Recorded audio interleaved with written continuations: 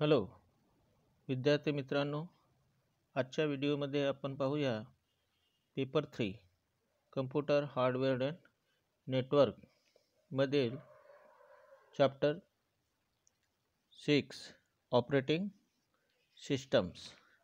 तर आपण operating systems जे आहे ते आपण याच्यामध्ये लिनक्स, विंडोज 7 आणि विंडोज 8 पाहणार आहोत। तर सर्वप्रथम पाहूया आपण लिनक्स LINUX। तर Linux is a Unix based operating system.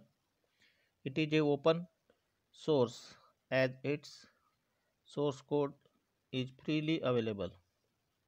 It is a free to use. Linux was designed considering Unix compatibility. Its functionality is quite similar to that of Unix. Components of Linux systems.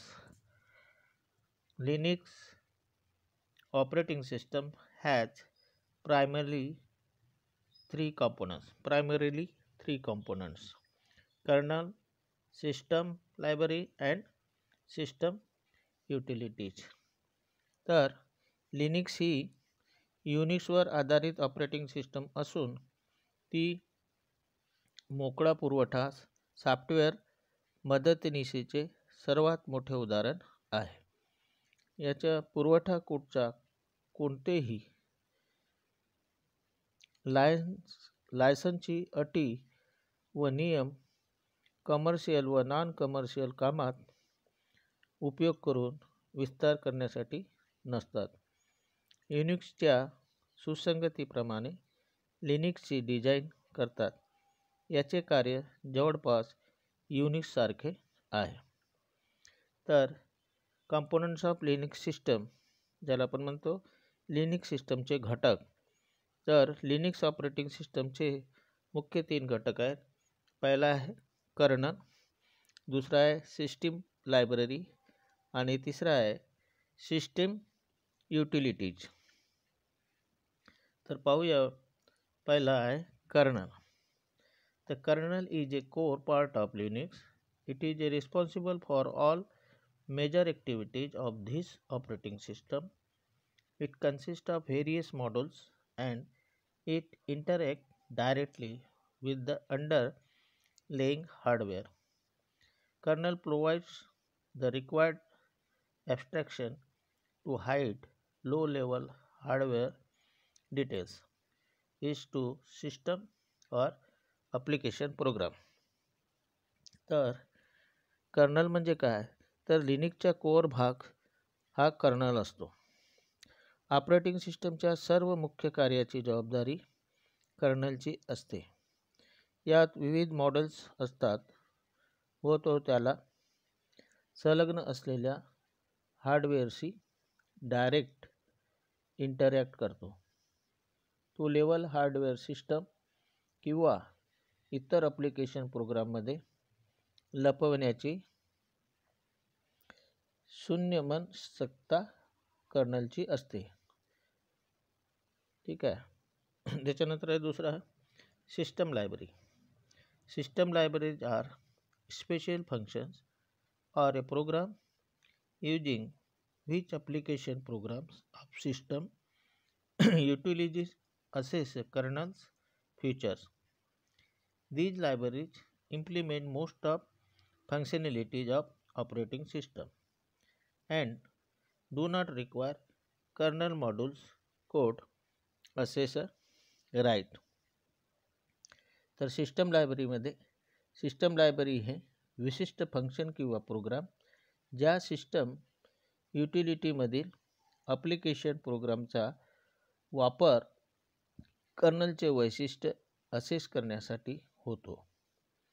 या libraries operating सिस्टमच्या जास्तीत जास्त कार्य अंमलात आणतो व यासाठी colonel मॉड्यूल्सच्या कोडची आवश्यकता नसते।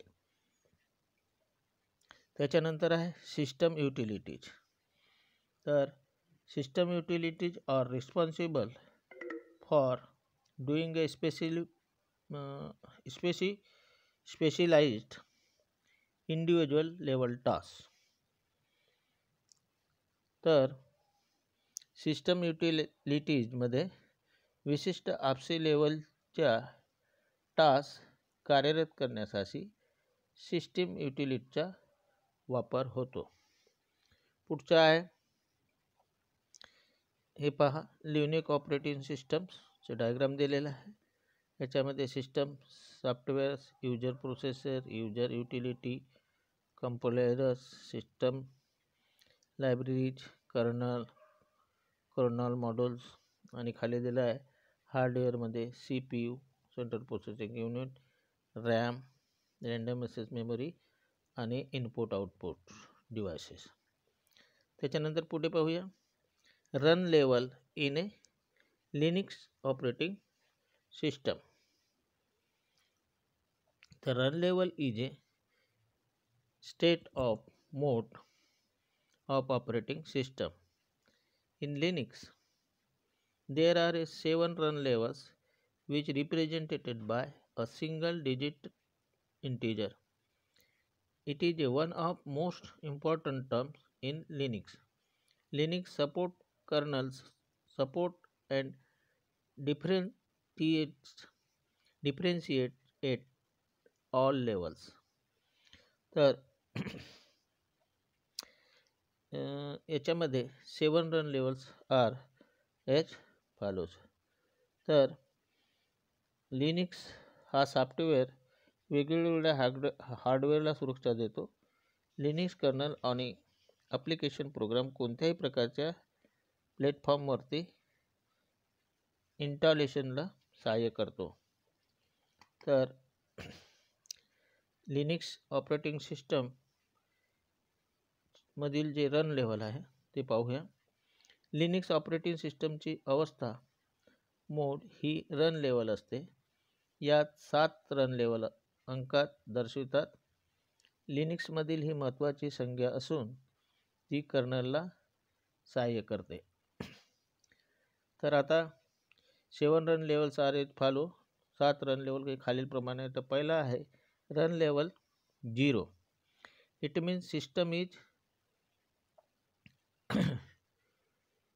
Is hold state, there is no activity. म्हणजे रन लेवल 0 म्हणजे अर्थात सिस्टम थांबलेली असते. Run level 1 means it means the system is in single user mode which is rarely use. तर अर्थात सिस्टम एक यूजर मोडमध्ये असते.